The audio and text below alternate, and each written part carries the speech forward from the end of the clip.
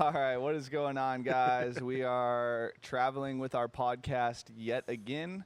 Yeah. After our training session in the training box, we decided to set up a podcast studio, kind of, I guess. Hopefully the cleaners don't come in while we're doing this. So, but we're doing a podcast. We're just kind of recapping the camp here.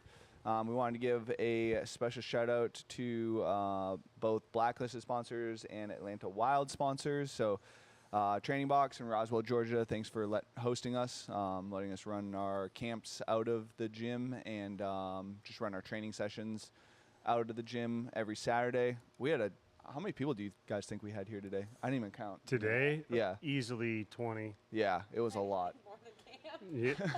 It was close. It was close to camp. Yeah. Shit, we forgot to take a photo too. All right. Yeah, thanks Training Box for obviously letting us come in here. If you guys have any of your personal training needs or group fitness needs, make sure you're in the Roswell, Alpharetta area. Make sure to hit them up. Shout out to Lauren as well at Repair, Perform, Recover. Lauren, Courtney, Kelsey, they're huge. They've been hooking our athletes up. If you guys have any mobility or injury needs, they do remote work as well. So they're local. They're actually moving to Marietta here shortly. So they're local to Marietta, Georgia area. But they do remote work also. So you guys can hit them up if you guys have any injuries or just kind of nagging concerns, mobility concerns. They're great with some remote help. As well, Great Group Tactical, thank you for they're getting you guys out to Vegas, right? Not quite, but prior to that, you need to loop in Peter, Dr. Pete, Hybrid Spine Sport. Dan, I had it planned. My bad. My fault. Continue. I'm sorry. Are they getting you guys out to Great Group? Are they getting you? That information I don't know 100%. However, they are officially sponsoring us. Yeah. If not helping us out with Vegas, they have, I believe with Mia and John, they've signed, or we're creating a contract essentially for the next season. Okay. And the championship coming up in November. Sweet. Sweet. We're gonna have some T-shirts with their brand. Cool. And their quality. Yeah. Yeah. They came out. Maybe that was like a month ago now. Yeah, that sounds about a right. month ago yeah, with August some 3rd. with some weight vests. Their weight vests are best on the market, Good stuff. customizable to the individual. They've got multiple different sizes that help fit you guys. So make sure you go check them out. They deal mostly on the tactical side of things, but they're trying to break into the fitness side of things now. And with the idea of weight vests that they designed for the tactical side of things, it works really well and just seamlessly integrates into the fitness side of things. So if you guys are looking for, you're unhappy with your 3 numbered weight vests from a certain company and you're looking for something new, you can check them out and they will definitely help you guys out. And then obviously Peter with Hybrid Sport and Spine, keeping the grid team healthy. If you're local again to the Alpharetta Roswell area, he's another chiropractor in the area that keeps people healthy. Does some great work, great eye for movement, one of the best I've ever seen. So if you guys need some help improving your movement quality, he's the guy to go to. Or if you got tweaks and pains and injuries and need help with your breathing mechanics, he's great for that as well. And last but not least, Zero FG energy drink. Yes, sir. What do you like when you wake up, Dan? The best part of waking up is giving 0 fucks. I can't sing the jingle because of copyright. Oh, man, if we got hit with that, that'd be wild. Atlanta Wild, which is interesting because they're the main sponsor for us. But what are we talking about today? Camp. We're talking about the camp that we had. Camp that we had last weekend. Camp overview. Also, guys, we have Amanda on today. Hello.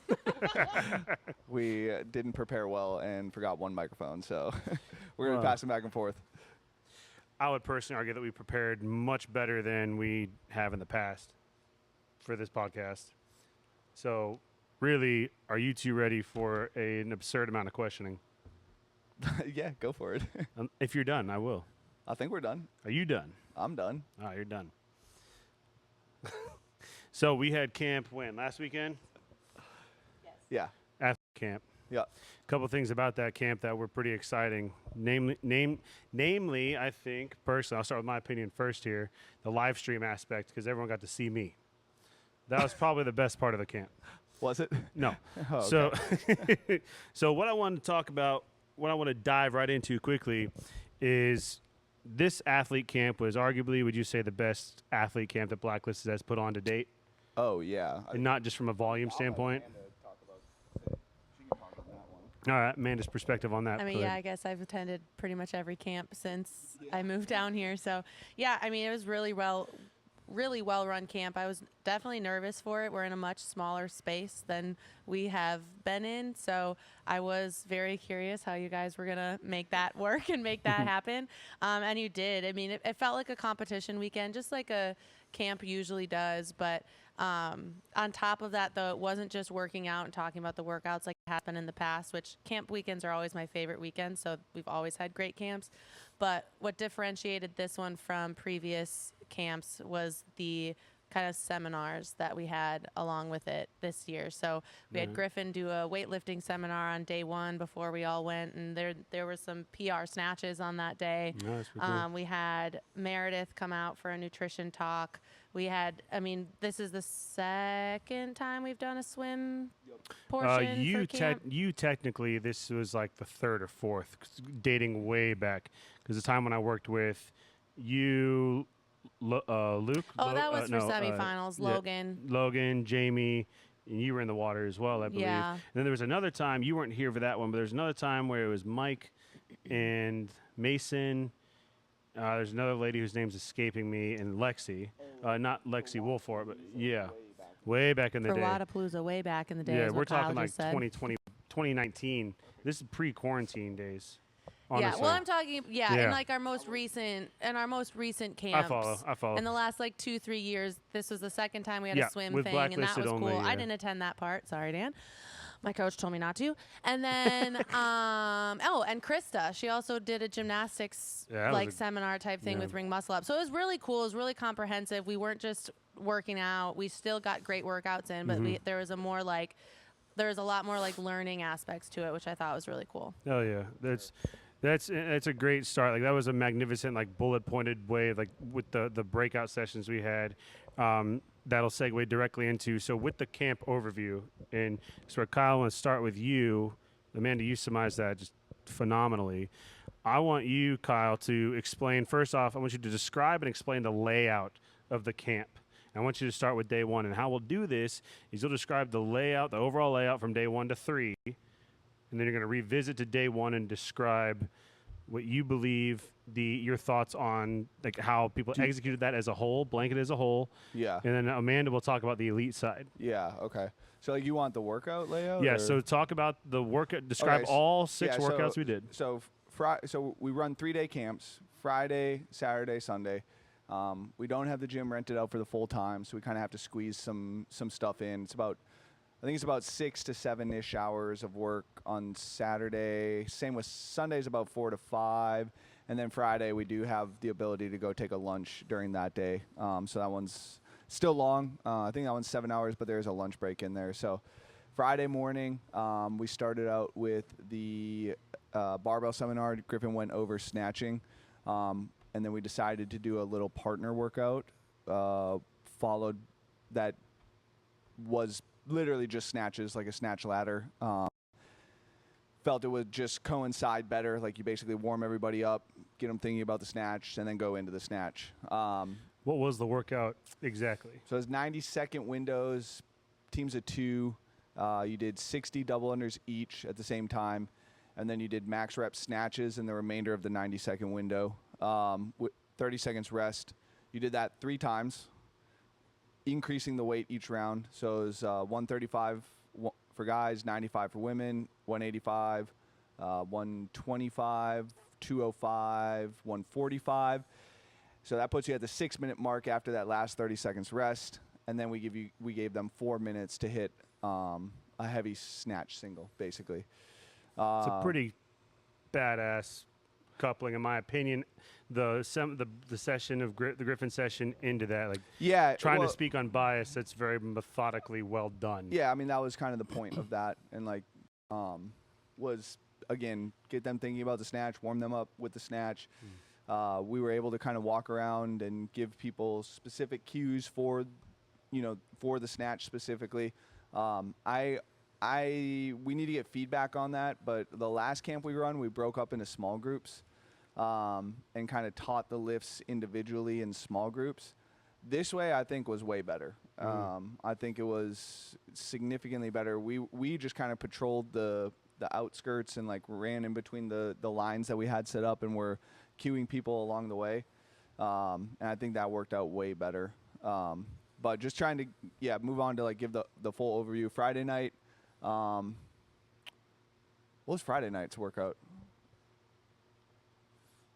Oh shit. Oh yeah. Okay, so Friday night was a 10-minute AMRAP. That's right.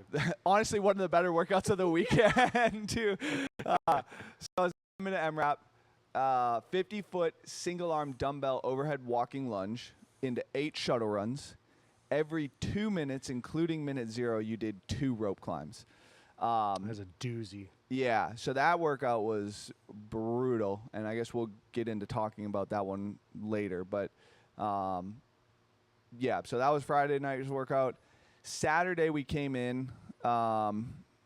We started off with another workout that was a little bit shorter. So we wanted to do a shorter one in the morning and then a longer one in the evening. Say again? Yeah, it was the toes to bar deadlift, Short 3 rounds, one. shorter Rapid workout. fire, man. Yep, 10 deadlifts, 3 toes to bar, 275, 185. Then the evening workout was a long, kind of tough gymnastics chipper, 100 wall balls, 75 chest to bar, 50 strict handstand push-ups, 25 ring muscle-ups. We put a 25-minute time cap on that one. Well, that one was also methodically programmed because in between the first the evening we had so we Krista's did seminar. short workout, then we put Krista's gymnastics seminar in there. We kind of let everybody get like maybe a 30-ish minute break in between and then come back and just kind of work on gymnastic stuff. So we had Krista's seminar. We specifically worked on ring muscle ups for that one, and then we went into that kind of longer gymnastics workout after that. And then after the last workout, we kind of cleaned up, brought everybody around. Meredith gave her nutrition talk, which was awesome. Phenomenal. If you guys haven't listened to our podcast on that, it's just audio only, but man, she knows so much information. She'll actually be here at the end of the month. Got her coupled up with the swim team. Okay. So there's opportunities where if we make it work out, she might be able to swing by the end of September and talk with some people individually. Yeah, so if it's worth her time. Yeah, we can try and put that together. But so that capped it off, and then we did a little catering event with Clean Eats. I guess I'll just shout out to them. They've helped us out a lot in the past as well. Whoops. Yes. And then so everybody was off. I think we got done around 7 p.m. with that, and then kind of everybody.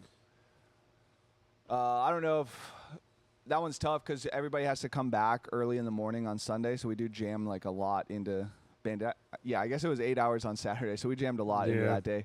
Then everybody that signed up for it came to the pool at 7:45 to work with Dan Sunday morning. Came back from the pool.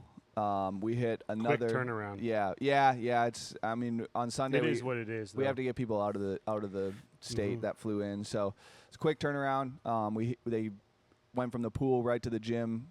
We hit the first workout, which was 3 rounds, 5 wall walks, 15 power cleans at 135, into 3 rounds of 50-foot handstand walk, 9 power cleans at 185, 125. We sent everybody out on a 400-meter walk. We stripped the bars and literally set up for the last workout there. That one was a elimination style format, and then we made that one super short. Like that one's a minute long, or I guess 2 minutes long. Yeah. Put a 2-minute time cap on it. So first round was like 15, 12 cal bike, 12 lateral burpees over the bar, 9 thrusters, 115, 85. And then the next round for the people that made it was 9 thrusters at 135, 12 lateral burpees over the bar, 15, 12 cal echo bike. And then the last round we broke it down to 5 people only. We did a 2-minute AMRAP. Was it 2 minute? 2 minute. Well, whatever was left. Yeah. Yeah, so The amount of time left. 2-minute time cap, 15 12 cal echo bike, 12 lateral burpees over the bar, and then in remaining time, as many barbell thrusters as we could, which 2020 hindsight, we'd make the Friday night workout 2 minutes longer, make everybody do 2 extra rope climbs and die for an extra 2 minutes. And then I would have made the last round of that workout into a 3-minute workout, because I think that would have pushed people to like try and hold on to the bar a little bit more. Because I mean, you can talk on that, but you were saying that you pretty much got to the bar and like were recovering as you went. Yeah, pretty much. It was like after the first like 5 to 7, it was like, okay, I could sit here forever. Like it sucked, and my legs, when we were done, were dead. But yeah, I think an extra minute would have been really interesting. Yeah, it's just tough because you wanted people to push the pace on the bike and the burpees. Yeah, I don't know. Sorry. Now I'm thinking about it too much. Sorry. But yeah. Well, I mean, you're going to get a chance to think about it because we're going to Yeah. dive into it. Yeah. So I'm going to cap it on that and circle it back to the top. So the first day on the dubs, I'm sorry, after the session with Griffin, the double under and snatch workout, and after he describes it, man, I want you to talk about the elite side. So Kyle, just give the bell curve, your opinion / your perception and whatnot, how you feel overall, how the execution of that workout was supposed to be, and if the bell curve met that. If there are any specific examples outside of like the quote unquote elite category that Amanda will talk about and her approach to it that you feel should be described or talked about.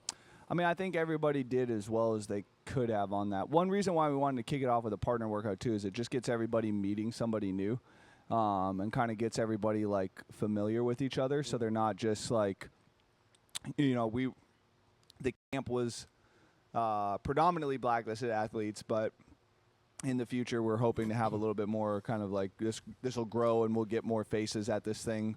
And just kicking it off with a partner workout allows people to just kind of meet each other and like kind of get out of the, our camps will probably always predominantly be in-person athletes, but it allows us to kind of get outside of our cliques and like get outside of just our comfort zone with athletes and kind of bring other people into the community. So we always like to, or we're going to start kicking these off likely with some sort of partner workout where we can just kind of, I like that. Yeah, just make new friends, honestly. But I think for the most part, everybody executed to the way that we wanted them to execute. We break up into small groups and we talk about the workouts each time beforehand. Right. And we come up with a game plan for everybody. And for the most part, I think everybody hit the game plan that we were talking about going into it. Personally, I know Amanda's going to hit on this, but I had kind of the stronger athlete group of the bunch, so I was kind of watching some of the more elite people on this one, but from the looks of it, Jonathan teamed up with Ray and he hit a new PR, and yeah, almost everyone did in the there first were a lot, two heats. Yeah, there were a lot of people that did. So I think on that one, I think one of our takeaways in our group was that we needed to just push the pace on that first bar a little bit more. Knowing that second bar is kind of going to be like meh, and then the last bar, you're just going to get your reps done. And it's going to feel fine when you're coming into that last bar. So you really can make up a lot of ground on that first bar, and that was kind of our big takeaway from it. And so just being a little bit more aggressive on that. So yeah, personally, I would really like to see that workout in a competition. Just because I think there's a lot of different strategies you could do to that workout. Going even from like, one person doing a bunch of touch and go reps to start, and then the other person doing a little bit less. So like somebody doing like 5 touch and go reps for each set, and then somebody doing like 2 touch and goes to give the other person a little bit of break. Cause I think we were ending with like about 45-50 seconds of work. So, one person gets more on the first barbell, and then that leaves somebody at least fresh for that second barbell, so that person that was doing 2 on the first barbell, maybe they're hitting 3 or 4 touch and go on that second bar, and then the person who was less fresh kind of picks up, one single, because pretty much everybody was alternating by that second bar. So, one person hits a single, maybe a person hits a double, that person that did more in the first round hits another single, and then the person who did less in the first round does another single. So think there's just a lot of creativity that we could, actually explore in that one. Not that I think our initial strategies and thought processes were good. It's just you sit on something a little bit longer and you get a little bit more, think about things a little bit more. You get more creative with it, if that makes sense. No, that makes sense. No, So, honestly, it makes a lot of sense. It's very, very well described in extreme and perfect detail for the listener. cool. So, I don't know. You had a lot of fun in that one. yeah, yeah. Amanda, please, how did you handle this? Yeah, no, I mean, that one was obviously my workout. It's heavy. It's squat snatches. It's heavy snatches.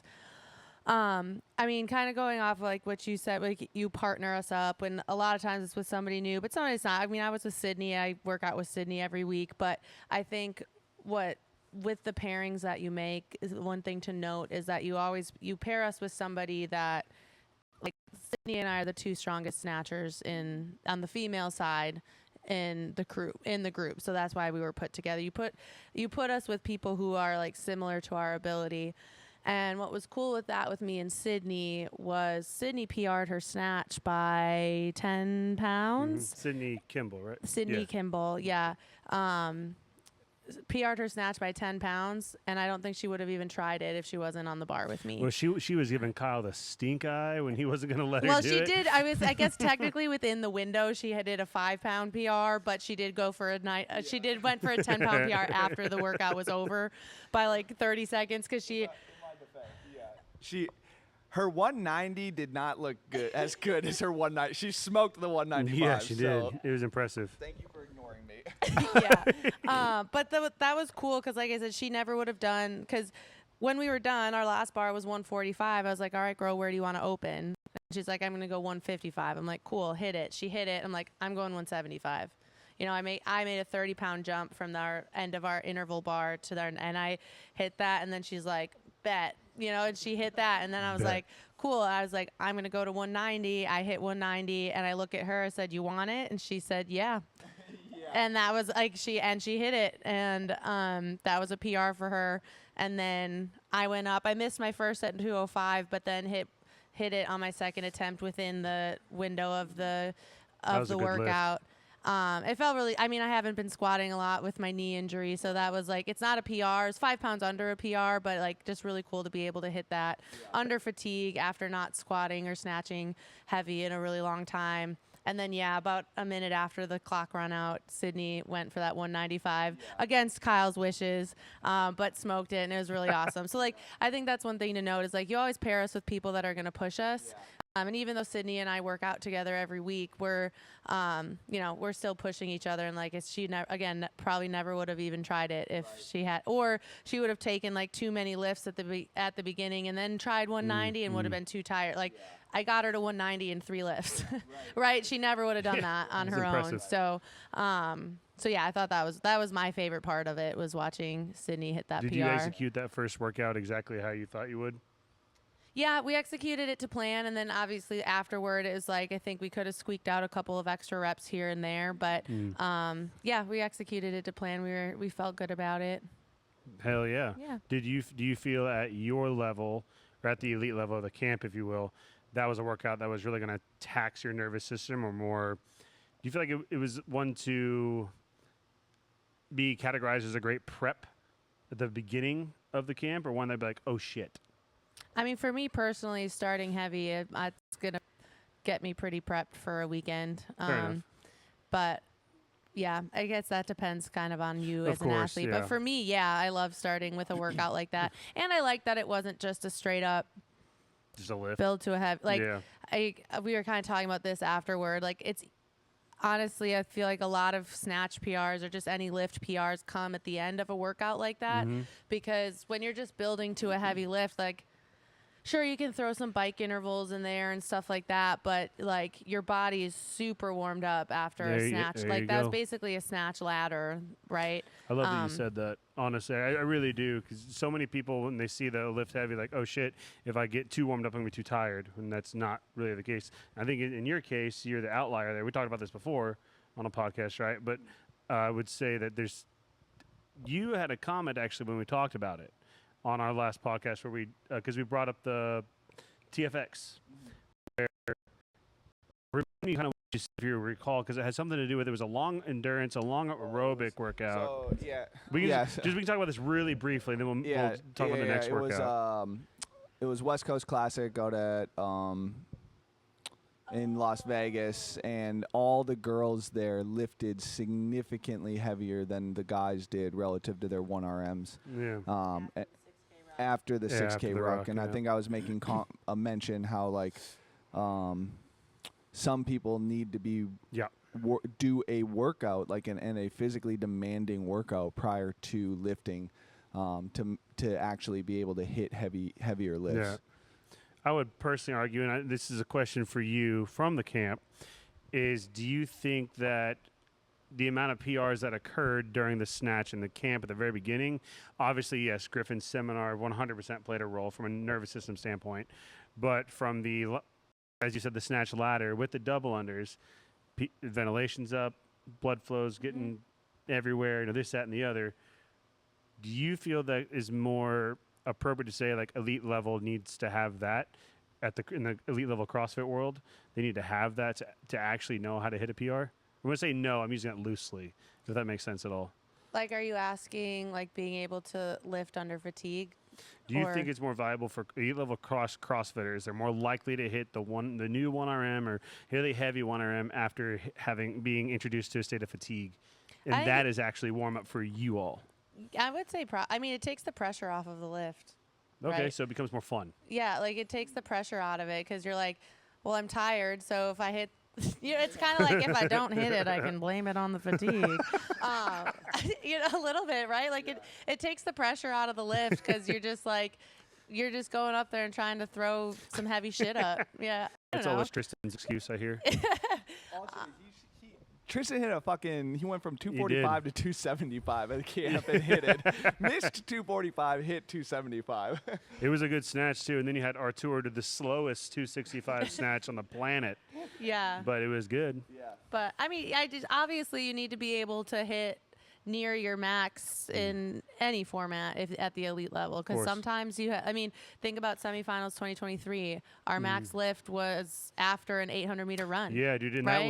that was when you hit your PR 210, right? Well, no, I hit 200, which is still not a PR at that point. Like, it was still under my PR. You were one of like 3.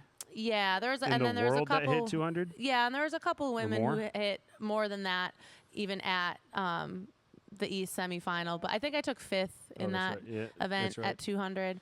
Dude, that was an impressive. Because also the tiebreak for it was event 5, which event 5 was dumb. We don't need to talk about that. Because if the tiebreak was the run from event 4, I would have won the tiebreak. But anyway, damn straight. But like, you know, the one rep on that was after an 800-meter run, so it's like it wasn't just a straight up one rep. But then sometimes they do just program. You have 6 minutes to find a max, so you have to be able to hit at or near max numbers no matter what, and the way you warm up and prep for that is different depending on what the event is. But I personally like the ones where we go with a little bit of fatigue. So hell yeah. Yeah. So workout 2 after that was the rope climbs. Yeah. Kicked it off with the rope climbs every 2 minutes. No. Sorry. Yeah, it was every 2 minutes. Yeah. Every 2 minutes, they kicked it off with the 2 rope climbs. Yeah. Everybody went to 15 feet. Yeah. Correct? Not grid style where ladies go to 12, dudes go to 15. No, this is CrossFit. We believe in equality. Yeah, that's the weights are still different. They're different in grid too. No, I'm sorry. I'm going to get canceled for that. So talk us through that. Start from the top to bottom. Say it over again for everyone listening. And then what the workout was? Yep, what the workout was and then same perception. So 10-minute MRAP every 2 minutes on the minute, including minute 0. You're doing 2 rope climbs. And then the workout was 50-foot single-arm dumbbell overhead walking lunge, and then 8 shuttle runs. It's a burner, man. Yeah. Like, I think you said something about, and I'll let you talk about this, like 10 minutes wasn't enough. It should have been 12. I personally argue something different, but I'm going to let you finish. Yeah, I think 10 minutes was good. Like, it was really good. Like, people were starting to push the pace. I just think that there's another separator that could happen with another 2 minutes on that workout that I think would make the workout that much better. So like even in the middle section of the round, like if you're looking at a bell curve, right? Even in that middle section, this might not be the best analogy, but like in the middle section of the bell curve, it was like 1 to 2 reps were separating everybody. Like there was 1 to 3 reps. And I think if we were to extend that out another 2 minutes, you would have a larger, like almost a more flat bell curve, if that makes sense. No, it makes sense. And that's kind of a little bit more of what I was hoping to get out of that one. I see. Okay. Now that you say that, I can agree to you. Yeah. I would personally argue that like in swimming we have the 200 free, which is equivalent to like I think what's one of the more difficult runs in track, the 800. It's like you can't go slow, but you can't go fast. Well, in the world of the 200 freestyle swimming, you have to go fast now, and you basically have to like drown yourself to win. I would personally argue that 10-minute AMRAP that you programmed forced that, and might be the next appropriate evolution of the sport. Yeah. Like when you see a 10-minute AMRAP, like sorry, homie, foot's on the pedal, and you have to hold on for dear life. Yeah, I mean honestly that was the goal, and like. For those of you watching this, we did another 10-minute AMRAP today in our session workout. And again, it was a shorter rep schemes, 5-7-9 of hang power snatch, overhead squat, and bar facing burpees. And what we're trying to get people to do is push the pace and put the pedal down. Because at this point in the sport, like that 10 minutes needs to be you need to be running at mile pace for that 10 minutes, essentially.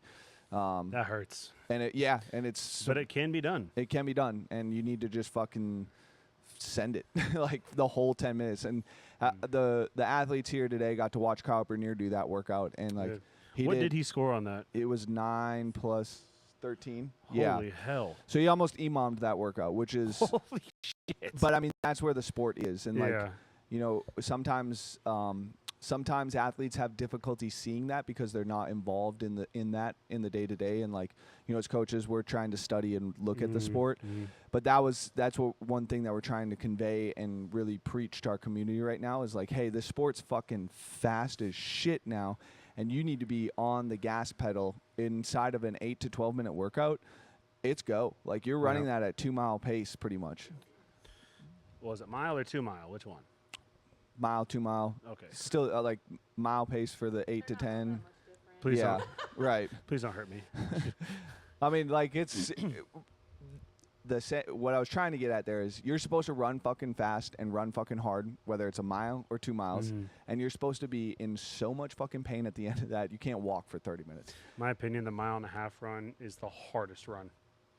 Yeah, I didn't like the 2 miles. You had to do that a lot. Yeah, the 2 miles is pretty challenging. So do you feel with this workout, bell curve, speaking within those of the camp, even including elite level if you want, but Amanda can talk specifically about that, did they execute this how you had in mind?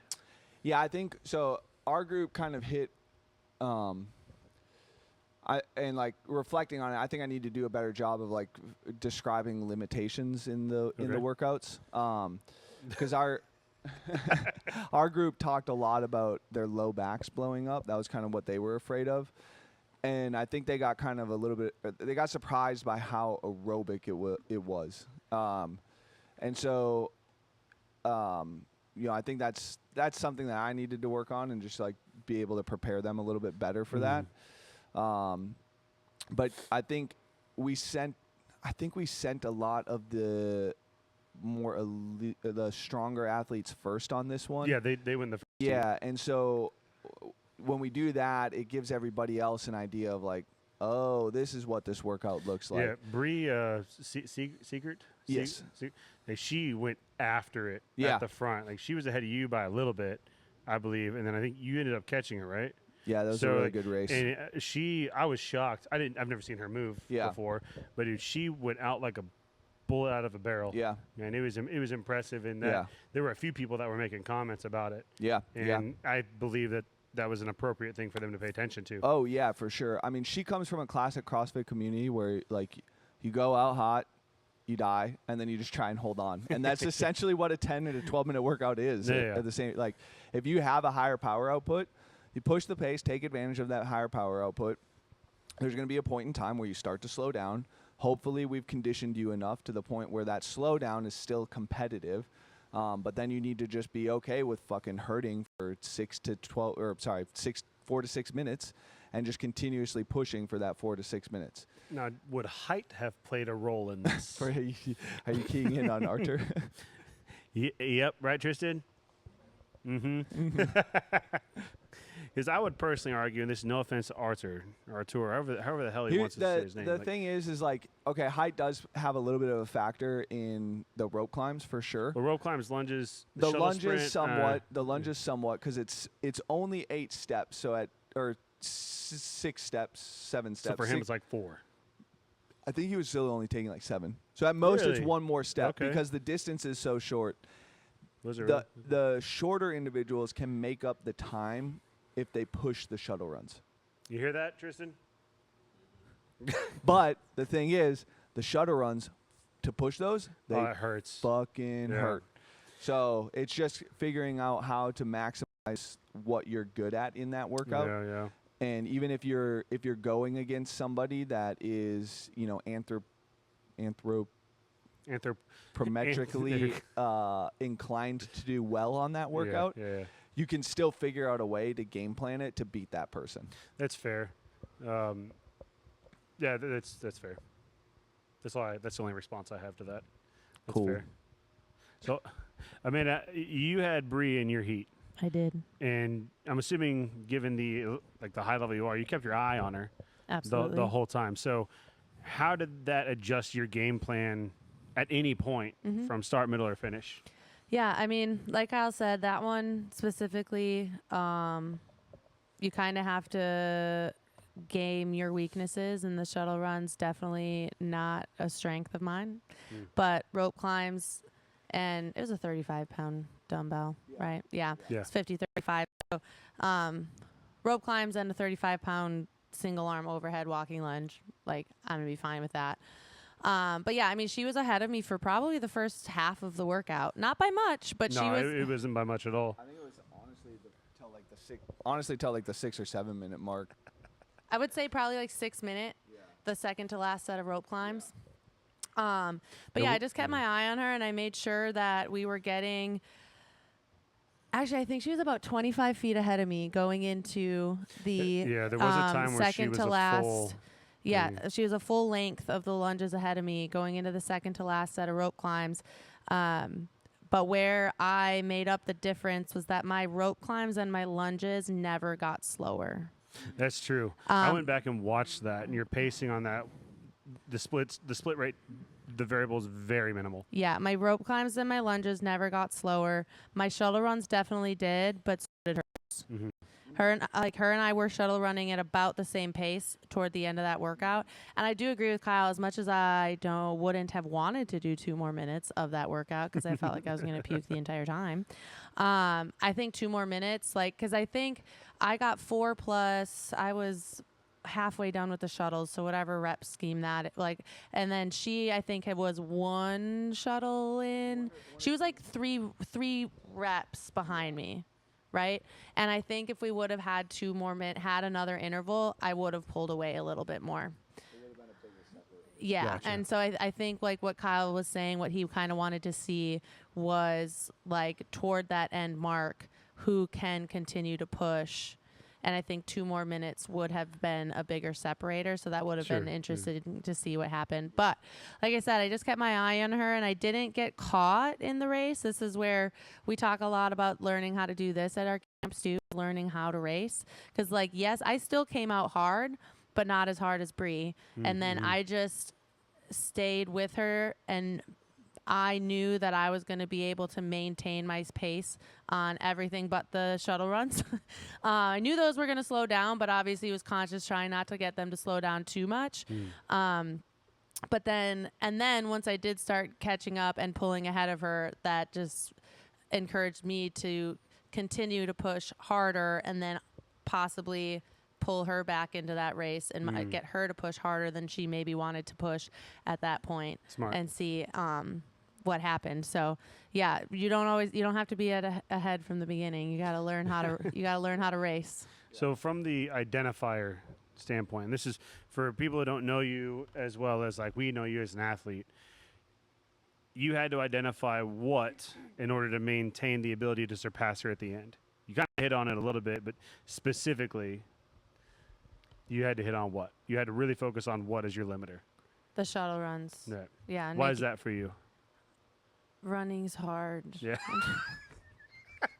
I'm a big girl for the sport of Right, CrossFit. right. No, I have a lot more mass to move. Like, how much does Bree weigh? 145 pounds, maybe. well, I'm like yeah, 40 pounds heavier than that. But we You know know, that, right? yeah. There's like it's an example of like you're very in tune Mm-hmm. at the level you are to be like, okay, the shuttle runs are going to blow me up if I don't figure out some other method for in case somebody Mm-hmm. decides to just go, Yeah. right? So like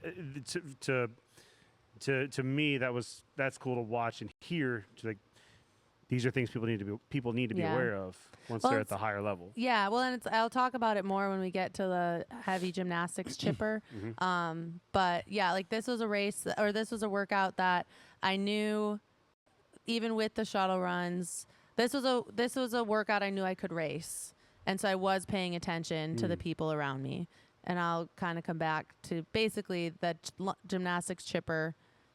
I wasn't paying as much attention to the people around me, That's but I'll fair. talk about that when Yeah, we get we'll there. get there. That's a But good yeah, segue, it's stuff though. you learn from competing more, whether at the elite level or not the elite level. Just competing more is how you learn exactly how to game workouts, and you truly find like how to work within your strengths and weaknesses. So That's the trailer. Okay. Yeah, and I think, like not to take anything away from Bree's performance, because like It was really she- fucking good. she need like you always like somebody needs to do that. Somebody needs to come out hot in a race and see if they can hold on. That's like the old Prefontaine method of like somebody may beat me, but they're gonna fucking die to be able to do it. Yeah. And like that method of racing can work out for people. And in Bree's case, we saw that there was some deterioration of capacity, and so we need to, like, for her and I, we need to come back to the drawing board and decide, okay, do we need to, and this is something that we are working on, like, do we need to work on continuing the negative split workouts so that you are developing that capacity during your suffering period of workouts, Closing speed. Yeah. or do we need to just come up with different pacing strategies for you? And like, it was good for me to see her to do that, and like, it takes a lot of balls to do that. And like, you almost want to see the athlete. Yeah. Well, Wait a minute.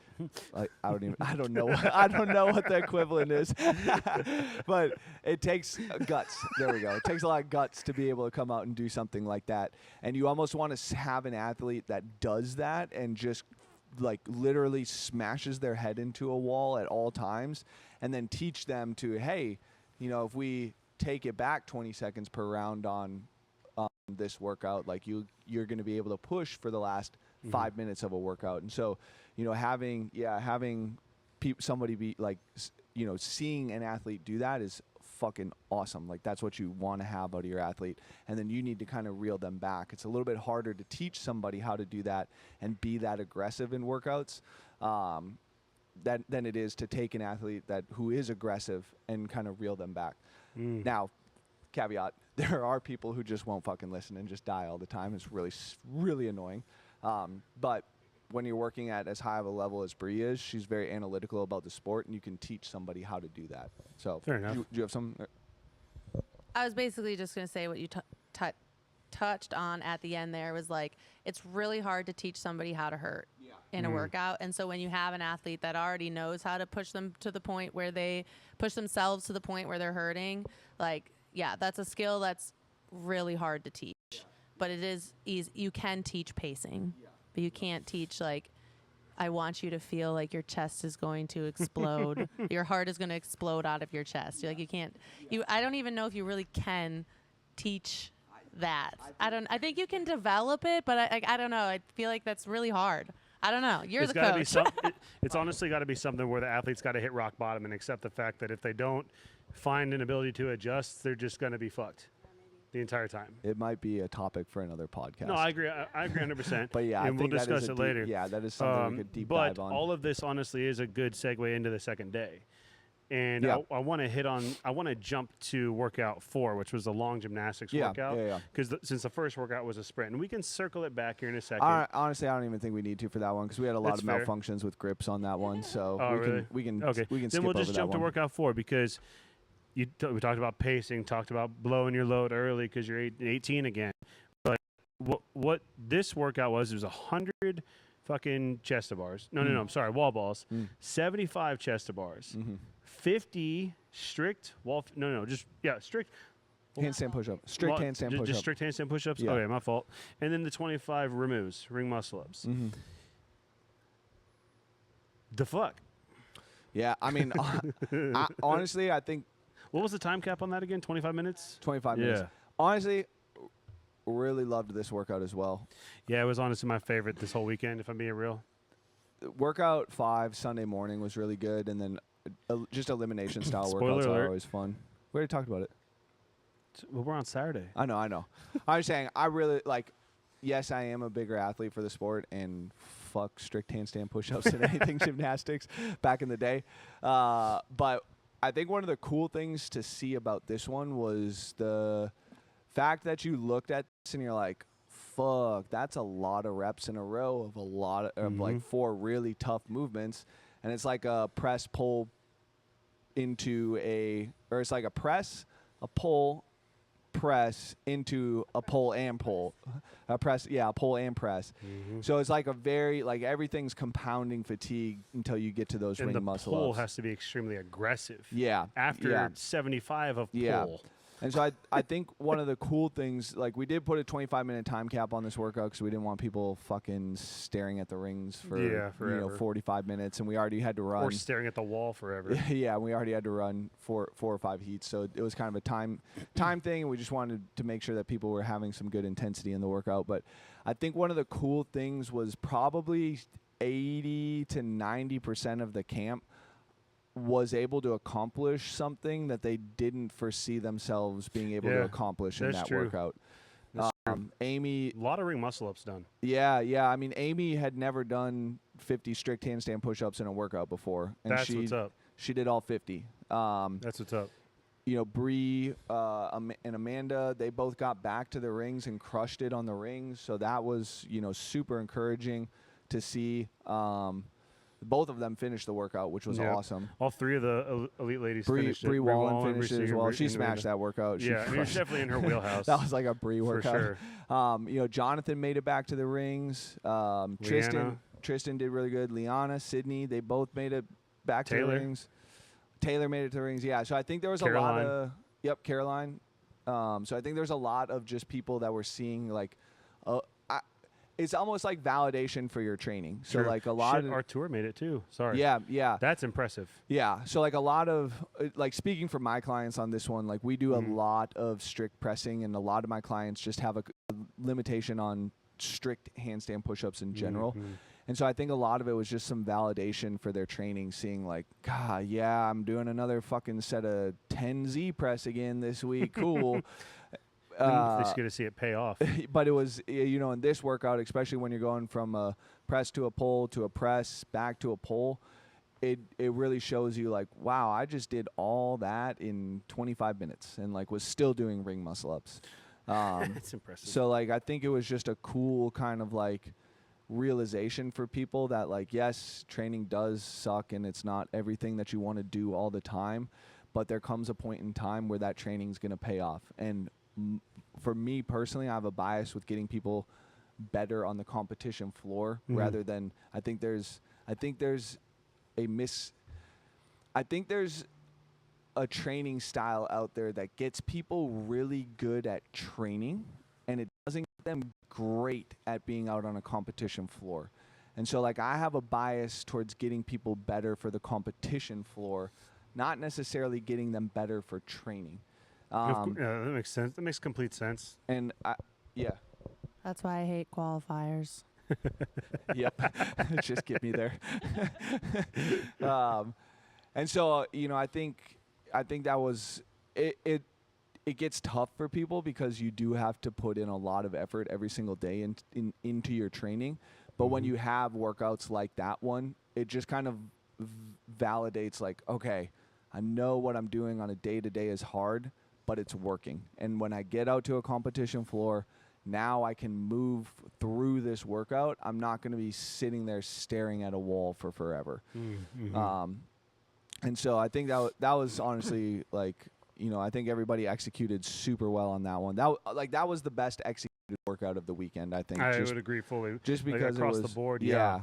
Just because we had so many wins on that workout. Yeah. In regards to like things that people did that they might not have been fully aware they were capable of. That's fair. Now I want to pass on to her from you said two things that caught my attention earlier. In this workout, didn't watch people too much. One. Number two, the whole pacing aspect of it. So how did you, Amanda, put on your blinders, if you will, and maintain your game plan of pacing, understanding all the other components of high-level racing? Yeah. I mean, for me specifically in that workout, it was just me, Bree, and Bree, two much smaller athletes than me. And so, for me, I knew that if I finished this workout, I'd be really happy. And I did, so that was awesome.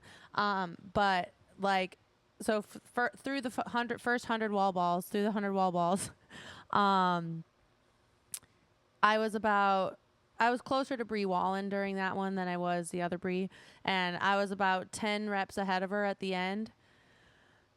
75 chest to bar next. And for a while, for probably, I think through 35 to 40, her and I were almost rep for rep.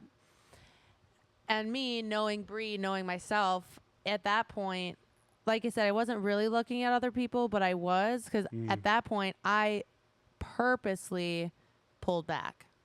Because I knew that if thank you, Waterboy Tristan, if I stayed rep for rep with Bree, I would not have completed that workout. Bree Wallen. Bree Wallen. If I had stayed rep for rep with Bree Wallen, because I had no idea where the other Bree was, she was too far away from me. So Gotcha. it's basically like Bree and I were, if you're looking at a competition floor, Bree and I were in lanes 1 and 2. Bree Wallen and I were in lanes 1 and 2, and other Bree was like 6 or 7. Like, she was too far away for me to truly be able to know exactly where she was. Wallen did 10 sets of 5 unbroken reps on the handstand push-ups. Yeah, because handstand push-ups is like her best movement. For her. Yeah. Next to burpee box so jump what overs. I'm saying, yeah. But anyway, so I knew at that point when her and I were still basically rep for rep on the chest to bar, about halfway through, I'm like, I need to pull back and I need to start resting more between sets, because otherwise I'm going to be blown up. Because I knew she was going to, the strict handstand push-ups was when she was going to pull away from both of us. That was no question. And so at that point it was, okay, I need to pull it back just a little bit to make sure that I don't blow up, so that I can finish the 25 ring muscle ups at the end of the workout, so that I can chip away and get through the 50 strict handstand push-ups that I have right after this, which I don't think, I mean, my best 50 strict handstand push-ups for time is maybe 5 minutes, and it's like I have to do this in the middle of a workout after 100 wall balls and 75. I don't think you were too far off of that. I actually started to make some gains on. Sorry, I don't know how to pronounce her last name. Other Bree is what I keep calling her. Siegert? Bree. But I actually I think I started. She was pretty far ahead of me when I got to the wall, but like I think I started to catch her a little bit on the strict handstand push-ups, which was like cool personally for me, just kind of cool to be like, okay, like if I had been a little bit closer to her, I think maybe. You stuck with like 3s and 2s, right? Or did you go 3 I think and then I started 2s? with. I actually think I just started. I think I was hitting 2s the entire time. Okay, because there were a few times where she just hit a single. Yeah. Very few, but there were a few Yeah, times I hit a few singles toward the end also, but yeah, I was mostly hitting doubles. But yeah, I mean that workout's so dense and so gymnastic-y that which are two of my biggest, gymnastics in general are a bigger weakness for me, but I've gotten a lot better at them. But you put density with it, and it's like at that point I'm just running my race, and what everybody else is doing. So it's like very different than workout 2 with the rope climbs, where I'm like, I know I can race in this one. I'm not quite at the point where I feel like I can race a gymnastics density workout. I love that, because that to me, what I hear is you control what you could control. It's damage control at that point. Sure, If damage we're talking control, about an right. actual competition, I'm just trying to finish middle of the pack on that There workout. we go. And that's awesome because a lot of people think that once you start to fall back in the middle of the pack, at least this is my perception anyway, like, oh, the world's ending. I'm over. Everything's going to explode. I'm dead now.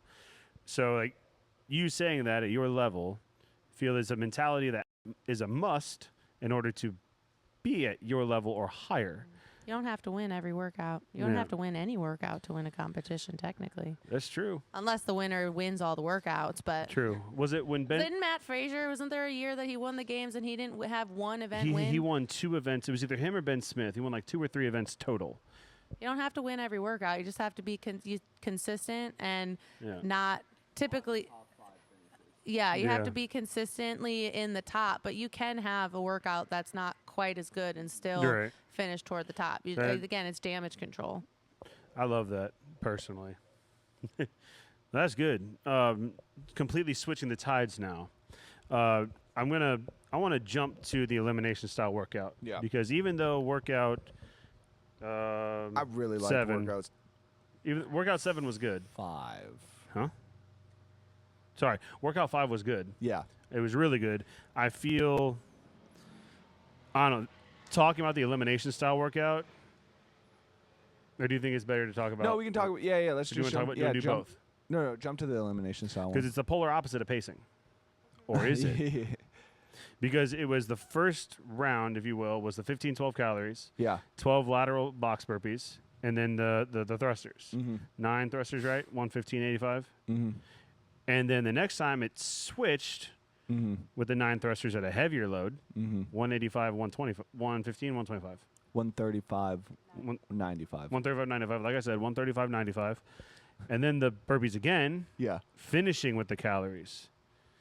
Yeah. That sucks. Yeah. I love it. Yeah. And we then did give people about 10 minutes between workouts. not between heat 1 and 2 though. Some people. Or not between the bouts of 1 and 2. Some people didn't get as long, No, some people got a lot less. but that happens in competition. no, it does. I'm not gonna bitch and moan about it So- whatsoever. Because the last before the last one where they start off with a bike, hit the doodads, the burpee box overs, Yeah. and then the AMRAP thrusters. There was 10 minutes for everybody, at least. Yeah, about yeah. So, are you cool to jump to the final workout, or do you want to talk about workout 5? Wait, didn't we already establish that we were jumping to the final workout? I forgot. Yeah, we're jumping So, to the final workout. Is there pacing associated with that at all? No. So you blow your load significantly on the bike, and you have to make top 10 to move on. Yeah. And then the next one you have to make top 5 to move on. Yeah. And then the next one you try to win. Yeah. So essentially you try to win all the time, Yeah. every single one. Yeah. Did everyone do that except for Jan, who broke a foot? And not his own because they're already broken. That is true. That is true. For those of you that don't know, he's crippled. It's hilarious. We can say these things. He has cerebral palsy. He's crippled. He'll listen. I guarantee he's going to listen to this and leave a comment. I love you guys. Like, and everyone else is going to hate us. But anyway. Yeah. Wait, sorry, shoot. What was the So, question? like, your- I got distracted. same thing about this last workout, man. Like, so your Okay, thoughts so- on it and okay, how so they on executed on it. this workout, like you asked if there's pacing involved, and in reality, no. You have to come out hot on this workout, especially if you're, we did it. The entire camp was doing the workout, but if you're competing against the same sex, so guys versus guys, girls versus girls, you have to come out and you have to try and win each event.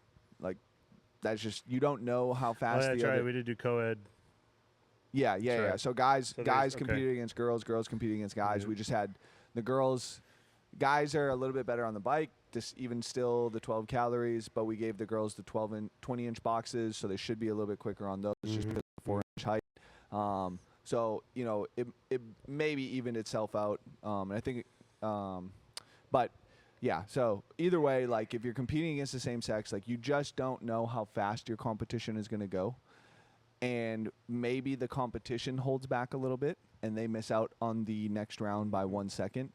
And so this is a style of workout that you have to be okay with sending it. There's not a 99% on it because everybody's going 100% on it. So with that being said, we hope that we have built up your lactate threshold and your lactate tolerance enough to be able to clear that in between bouts on the bike and in between those tough intervals, so that you can come back and you can get, in the second interval you be 90% as good as your 100%, and the last interval will be 87% of your 100%. Also, like with some of the biking metrics that we did, like making it so that 15 cal sprint isn't detrimental to your performance on something. You're not getting off the bike at doing a 15 cal sprint and stumbling over to your box because your heart rate is now at 201 beats per minute and your max is 195. So, those are all things that we kind of have to address in training. And again, that goes back to the sport, right? Mm-hmm. The sport has specific metrics, like a 15 cal echo bike sprint or a 50 cal echo bike sprint or a 35 for ladies. And so we want to develop you to have the ability to push that 35 cals without coming off the bike and being so fucked up that you can't do your next movement. Instead of just being like beholden to cal echo bike intervals where we're just trying to improve one cyclical metric of maybe, a 10-minute test. We're trying to get you good at multiple different ranges on the bike and be able to come off and do CrossFit coming off the bike. And so that kind of goes back to that we're trying to train you to be good at the sport. We're not trying to train you to be good at training. Does that kind of make sense? Absolutely, it makes sense. So, if we're seeing somebody like that who, Emma is an example. She blew up on the last round, which is fine. Like, we want you to do that in camp. Like, we had a talk today about how, we want you to be aggressive in things. And she was, like, she loves the shorter workouts. She was aggressive. But now we have to get to the point where we train her where she can do the 12 cals and it's not a 90% death sentence to her, where she goes and does her burpees because she's a taller athlete and she's at the 201 out of 195 heart rate. She's, she does the sprint, gets her heart rate up to 185, and then it slowly creeps up to 190 and then, 195 on the thrusters. Yeah. So that's kind of something that we have to work on with her, and training her for different buckets inside of the bike to work type stuff, if that makes sense. Absolutely, it does. I've loved it. Cool. Personally. So Amanda, little different type of thing for you. Like the first round to make top 10, your approach was what? I just went as hard as I could. Yeah. Okay. Yeah. I mean, I was gonna have the fastest time. So your goal each time female is to approach the fastest time, right? Out of any female, yes. Tristan beat me on the first one. I That's beat him on true. the second one. He'll tell you it was his bike, but I'm calling shenanigans on that. No, I mean you just have to go hard. Like Kyle said, you don't know what the people around you are going to be. I mean, in my heat, I don't remember. I mean, Bree was in my heat. Bree Wallen wasn't there that day, so now I can just say Bree. I think Artur. Bree. No, was Artur in your heat? Yeah. Second time around, right? No, he was in my heat the first time. Yana it was in me, your heat Tristan, also. Yana wasn't. Was she not? It was me, Tristan, Bree, Artur, somebody else. Who the hell was the last person? I can't remember. Tristan. Who was the last person in the heat? Not important. Not important. Never mind. But I mean, my goal, like, I wanted to be the first off the bike, and I mean, the burpees were the part where, I mean, 12 is a number. I don't know. It's that weird number. It's like not a small number of burpees, but it's not a big number of burpees. So it's like you just have to push it. By the time you're at 8 and want to stop, you only have 4 left. So, like, yeah, my goal was just I'm gonna have the fastest time. I'm gonna beat everybody out there. I mean, Tristan's the only one who beat me by not even 10 seconds. Like, he just beat me by a few seconds. A couple, so like a approach each time? Yeah. Each one? On the very last one, I guess I would say I maybe pulled back on my bike slightly, but not by much. Maybe like 2 RPMs. And that puts you within, well, you did more thrusters than Tristan. You had the most thrusters, right? Tristan, No? You did Tristan won at 30. I had 24. And Okay. then... Because he got off the bike first by a good amount. Mm-hmm. And for you to be within 6 reps, I would argue empty barbell thruster reps take what, 2.5 seconds at most. I think it was about 2 seconds. About 2 So seconds. 2 seconds. Yeah. So that's 12 seconds behind him. You were more than 12 seconds behind him off the bike. I'm pretty sure. I have to go back and watch. So like, what I'm saying is like that's great awareness and intelligence. It's an intelligent approach to that. It's an identifier, like I said earlier. Sydney Kimball, by the way, was the last person in that heat. We forgot about her because she had to leave after that. That is right. It was Sydney. Yeah. But yeah, I mean, like he said, Yeah, a workout conveniently. like that, you just, I mean, I love sub 2 minute workouts. Fair. Yeah, you just have, like, there is no pacing. If you pace, you're going to lose. You're not going to make it to the next round. Don't be silly. You know you have to send it. Yeah, exactly. I don't know what podcaster I don't know what or that live was. stream person said. I think it was. Delete that. Delete that from your memory, everybody. That's the real or whatever you said.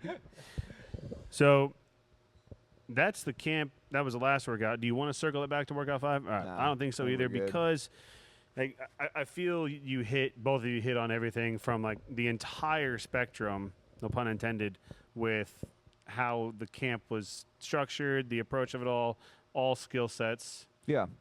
minus Jan, which is He's a skill set. The stimulus was still the same, right? For as the best- adaptive as side. close as we could get it for him. Fair enough. Yeah.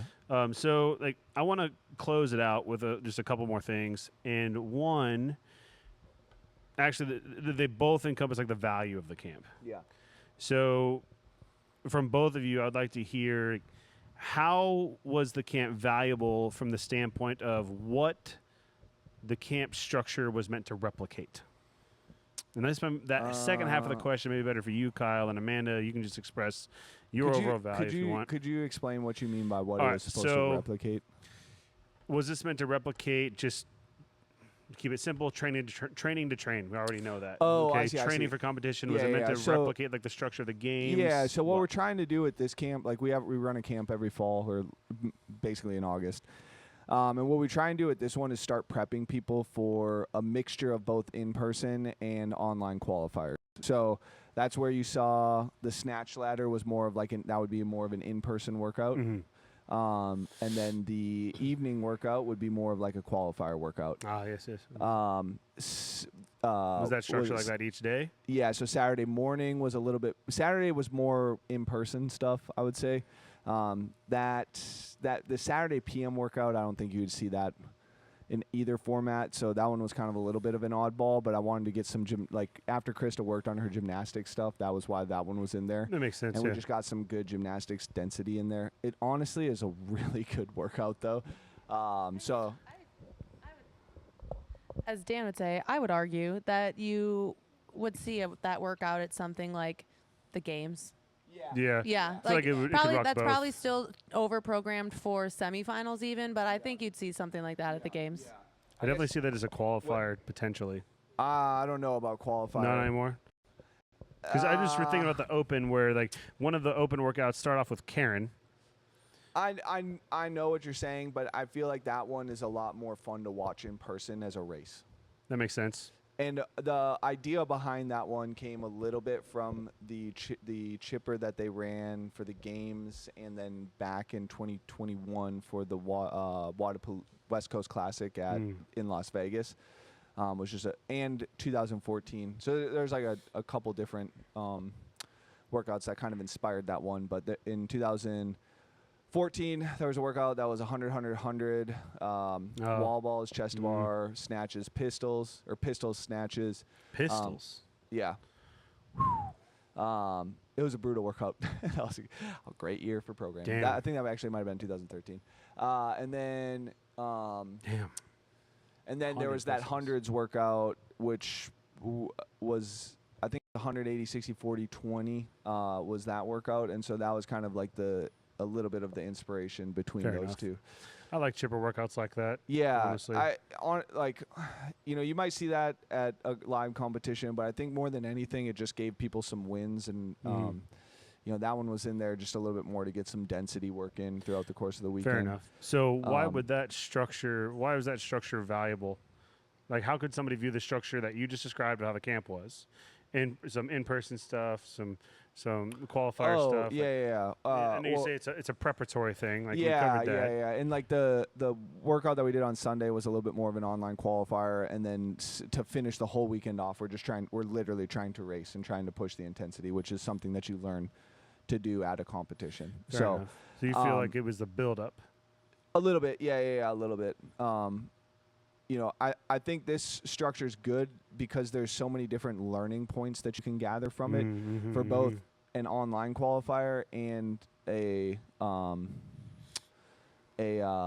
in-person competition. So like, for example, the Friday night workout, Amanda and Bree got into a race on that one. It was a super great race. But I think one of the big learning points is like, hey, you don't necessarily always have to be scared of a localized muscle fatigue that going into a workout. Like, just push the pace and see what happens. And then also, like, when you do that, you kind of have to race with yourself and make sure that you're gauging, how fast you're pushing and like knowing your body very, very well. So like, one thing that didn't get brought up was I was actually yelling at Bree to push her shuttle runs faster because I wanted to see where she was going to be at, like, and how hard she could push in that workout to see if she could blow up.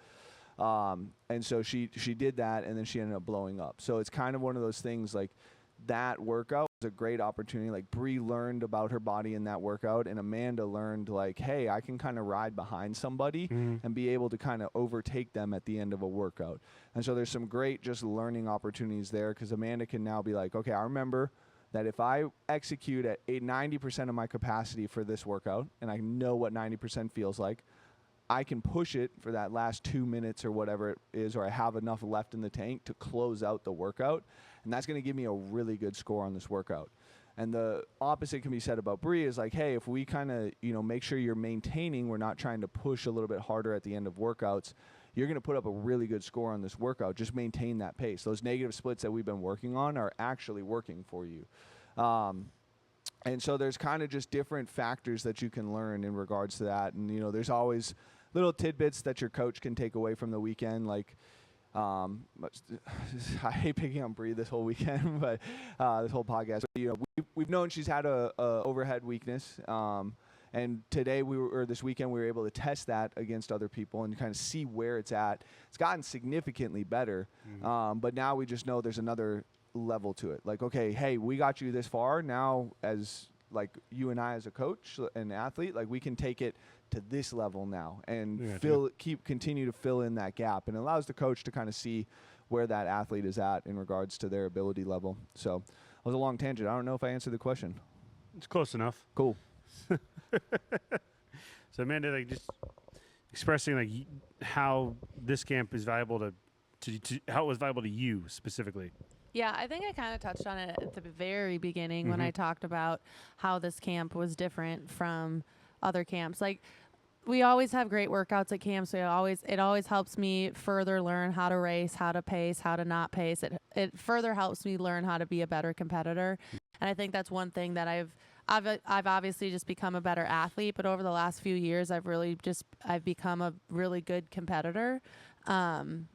And so they always help with that. And so we talked about all the workouts, and I know we mentioned them too, but I think really what made the value of this camp that much better this time around were those breakout sessions that we had with Griffin, with Meredith, and with Krista. I think he said fuck yeah. Oh, fuck yeah. Fuck Dan. Oh, Why and me? Dan. Sorry. Well, because we had the swim session too. I forgot. I'm sorry. Because I did- wasn't there. Because I my coach told me not to. I just got everybody to remember that. If I'm being honest, I forgot about it too. That's why I didn't know what it meant. But I think those breakout sessions really are what set this camp apart. Not the live stream. The live stream was awesome for the 7 people that jumped on every day. There were 14 on Saturday. Ooh, okay. Okay. But yeah, I mean, I think those breakout sessions were invaluable. I think the ones with Griffin and Krista were great because they prepped us for the next workout. Yeah. And then, I mean, I learned so much from Meredith. And Dude, that was impressive. Yeah, like Kyle, that's his name. Kyle said, definitely go check out the podcast that they did with Meredith. Sorry, haven't actually listened to it, but It's good. the Probably one of the the best chat ones. she had with us on Saturday, if it's anywhere near as good as that, like you're gonna learn so much from it. It was I mean, this entire week since then I've been like, Meredith said this, Meredith said Right, that. dude. Right. Yeah, I've been it's trying to like- only have carbs before bed. Yeah, Like, to I've been Pat, I was conscious like, of well, it. Meredith said. So, I mean, I think those things are really what set this camp apart. And I'm assuming we're going to keep doing those sorts of things. So the value, the value, it's invaluable, honestly. That's what I think made this camp that much better. I wanted to give like one more little tidbit on those breakaway sessions, like going back to the point that we train you to be better at the sport. We don't just train you to be better at specific things. There's a lot of camps out there that have breakaway sessions or skill sessions or whatever it might be. We've selected the coaches that we've selected because we know they get you better at the sport of CrossFit. Very objective decision making. Yeah. Not sure what you mean by that. So like it's already proven that they have the ability to do that, and you also know they're in it to develop the people. They're not in it to be assholes needing money. Right. And so we've chosen the people that we've chosen specifically because they have carryover into the sport, and that I think is the most valuable portion of those. Is nobody else out there right now is teaching people how to be better at ring muscle ups for the sport. They're teaching people how to be better at ring muscle ups. Right, which I mean, there may be people doing that, but I highly they don't do the it way at the level Krista does it. they No don't fucking way. Like Krista is No a fucking way. crazy resource. She's so good at what she does. Well, and same thing with Griffin is like Griffin is a great strength and conditioning coach, but he also sees the sport, and so he can teach you how to lift well and transfer it over into the sport. And in my opinion, there are great Olympic weightlifting coaches. There's nobody like Griffin that is a great Olympic weightlifting coach that understands weightlifting for CrossFit. right. And there's a huge difference between those two things. And this is like, come to one of our camps and you'll see why. But this goes beyond like the technical component of a 1RM lift and touch and go snatches. Yeah. This is minute details that we're trying to focus on in each lift and specific body parts and positions that carry over to the sport. And same thing with Dan, like you've developed a swim program that gets you better at gymnastics as well. And so we're specifically selecting people because they are good at taking their skill set and applying it to CrossFit. And there's nobody out there right now that has a specific skill set and takes it and applies it directly to the sport.